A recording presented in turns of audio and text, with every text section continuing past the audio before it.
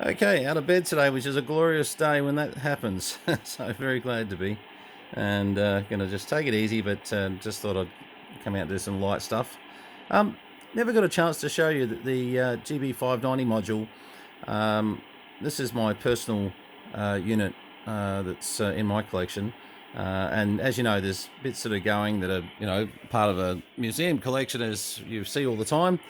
And then there's bits I've kept for myself, which I really enjoy and sort of love the concept. The GB590 was one that was a really nice console, and certainly this is with the HF set. I didn't really want to keep a UHF for myself or anything like that, so this was sort of the selection that I did.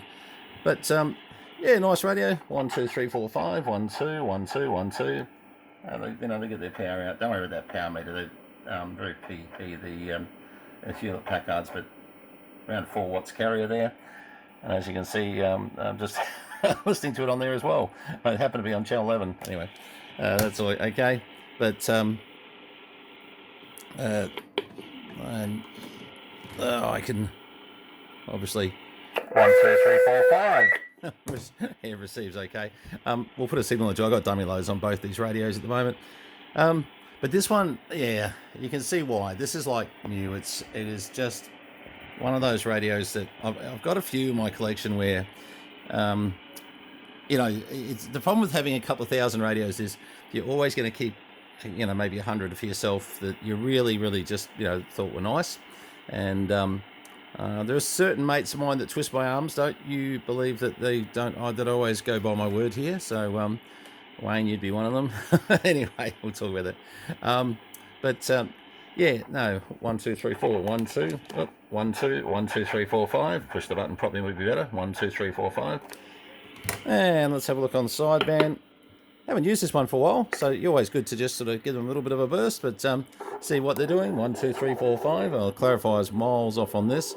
1 2 3 4 5. 1 2 1 2 3 4 5. 1 2 1 2. Good power output. What do we got here? 1 2 3 4 4 4 4 4 4. Hello, one. Yeah, no, that's fine.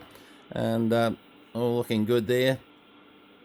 Don't trust the clarifier on this. Probably a little off, being an old crystal.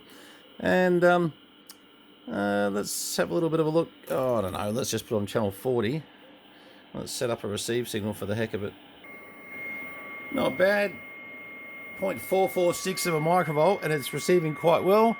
And let's just put a bit of signal into it. Hit the right button. Should be about 50 microvolts full scale. Yeah. Oh, not quite. It's registering about 99 microvolts full scale, which of course would mean that 50 microvolts. Sorry, and keep in mind that the third, in theory, the third light is your S9, your S30 is there. So it's probably about right in the fact that these were always indicators. But yeah, no, that's receiving quite well until I get rid of that noise, and that would be better. But yeah, just a brief look at the 590.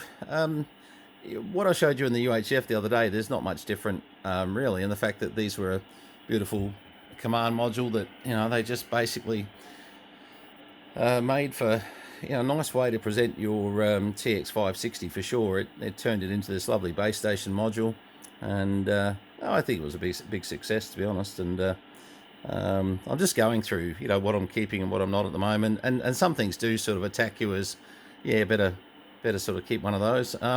But anyway, we'll see how that big long list of can't keep too many, because I've got a particular room I want to keep them in, and there'll be a limit. But anyway, that's the TX560.